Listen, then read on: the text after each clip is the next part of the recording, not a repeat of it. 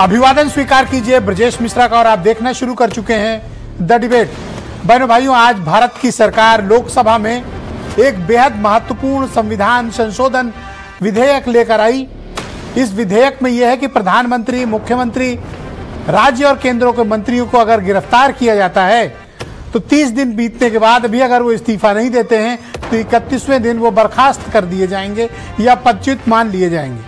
विपक्ष इसको लेकर आक्रोशित है। उसका कहना है कि विपक्ष पर तानाशाही थोपने की कोशिश हो रही है। हालांकि ये बिल आज पेश हुआ, इस मुद्दे को लेकर विपक्ष और सत्ता पक्ष के बीच संग्राम छिड़ गया है। आज चर्चा इसी विषय की।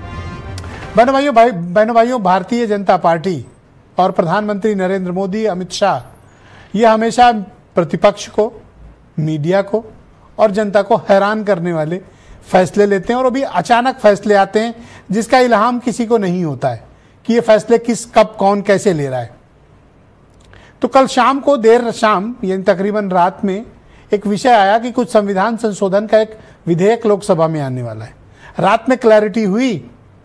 ये क्लैरिटी ये हुई कि एक ऐसा विधेयक का मसौदा भारत की सरकार ने तैयार किया है जिसके मुताबिक अगर पुलिस की हिरासत में, जेल में भारत का प्रधानमंत्री, केंद्रीय मंत्री, राज्यों के मुख्यमंत्री और राज्यों के मंत्री किसी भी मामले में अगर गिरफ्तार किए जाते हैं और 30 दिनों तक वो पुलिस की या न्यायिक हिरासत में रहते हैं यानी जेल में रहते हैं और इस्तीफा नहीं देते हैं, पद त्याग नहीं करते हैं तो 31वें दिन वो स्वतः बर्खास्त मान लिए जाएंगे।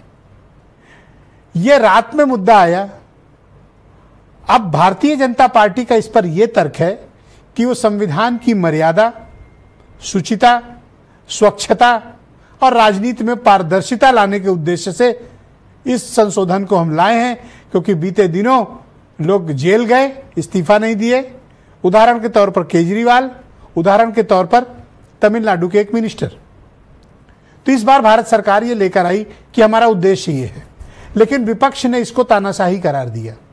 विपक्ष की आशंका है कि भारत की सरकार, केंद्र की सरकार, बीजेपी की सरकार एजेंसियों का इस्तेमाल करके विपक्ष के नेताओं को, विपक्ष के मुख्यमंत्रियों को, विपक्ष के राज्य के मंत्रियों को जेल में डालेगी और उनकी सरकार गिराएगी। वो इसे तानाशाही भरा कदम मानते हैं। असदुद्दीन ओवैसी ने तो एक स्टेप आगे जाकर कहा यह जर्मनी का हिटलर वाला गेस्टापो लाया जा रहा है, यानी जज भी वही हैं, ज्यूरी भी वही हैं और एग्जीक्यूशन करने वाले भी वही हैं। तो विपक्ष की इन आशंकाओं के बीच आज जब जैसे ही 12 बजे इस विधेयक को होम मिनिस्टर ने टेबल्ड किया, लोकसभा में पेश किया, भयानक बवाल हुआ, संग्राम हो गया। बिल की प्रतियां फाड़कर उछाली गई, कुछ तो गृह मंत्री के सामने उछाली गई। तो विधेयक तो पेश हुआ, उम्मीद थी कि इसको चर्चा में लाया जाएगा, इस पर कुछ आगे बात बढ़ेगी। लेकिन विपक्ष ने जिस तरह का आज दबावपूर्वक प्रदर्शन किया और जैसी आक्रामकता दिखाई, सरकार ने तुरंत ही, सत्ता पक्ष ने उसका एक मध्य मार्ग निकाला और कहा ऐसा करते हैं कि इस विधेयक को जेपीसी के हवाले कर देते हैं, ज्वाइंट पार्लियामेंट्री कमेटी के। वहां जाएगा और फिर 21 मेंबर ऑफ पार्लियामेंट लोकसभा के और 10 आएंगे राज्यसभा से। फिर उनके में हम तय कर लेंगे कि इसमें क्या संशोधन जरूरी है। तो फिलहाल अगले सत्र तक के लिए टल गया है, लेकिन ये टलेगा नहीं, इसको लाया जरूर जाएगा। हाँ, विपक्ष बीजेपी के इंटेंशन पर जरूर सवाल उत्पन्न कर रहा है।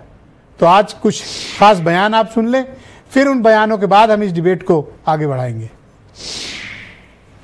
भारत के संविधान का संशोधन करने वाले विधेयक को पुनर्स्थापित करने की अनुमति दी जाए। महोदय, मैं प्रस्ताव करता हूं कि जम्मू कश्मीर पुनर्गठन अधिनियम 2019 का संशोधन करने वाले विधेयक को पुनर्स्थापित करने की अनुमति दी जाए।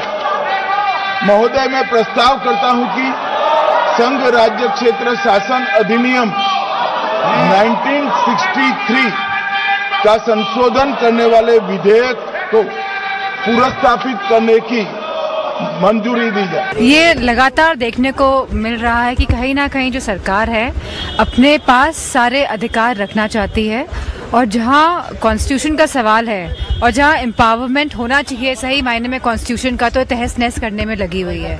और ये दर्शाता है, जिस तरह कॉन्स्टिट्यूशन अमेंडमेंट बिल 130 लाया गया है, वह दर्शाता है कि किस तरह सरकार घबराई हुई है और चाहती है कि ज़्यादा से ज़्यादा पावर सरकार के हाथ में रहे। अब ये लोग भी जागरूक हो गए हैं, वो समझ रहे हैं कि सरकार पूरी तरह कॉन्स्टिट्यूशन और लोकतंत्र के खिलाफ है। आप बताइए फिर कहाँ इंडिपेंडेंस रहेगा इन लोगों का? आप कैबिनेट के 6-7 लोगों को केस लगाइए, 30 दिन डालिए अंदर जेल में, गवर्नमेंट गिर गई उनकी। तो ये असल मकसद वो है, ये अनकॉन्स्टिट्यूशनल। अच्छा, उस बिल में ये भी है कि प्राइम मिनिस्टर को कौन अरेस्ट करेगा? प्राइम मिनिस्टर को बताइए। और प्राइम मिनिस्टर ये उसमें उस बिल में कह रहे हैं, प्राइम मिनिस्टर के बिल में कह रहे हैं कि प्रेसिडेंट करेगा। अरे भाई, संविधान में हमने लिख दिया कि the president will act on the aid and advice of the council of ministers. ये उसका कॉन्ट्रडिक्शन। दूसरा, गवर्नर को आप इख्तियार दे रहे हैं, गवर्नर आप अपॉइंट करते हैं। तो ऑल इन ऑल ये हमारी डेमोक्रेसी के लिए, ड्यू प्रोसेस के लिए, बल्कि भारत को एक पुलिस स्टेट बनाने का काम बीजेपी सरकार करना चाहती है इन तीनों बिलों के जरिए, जिसकी हम पुरजोर इसकी मुखालिफत करेंगे।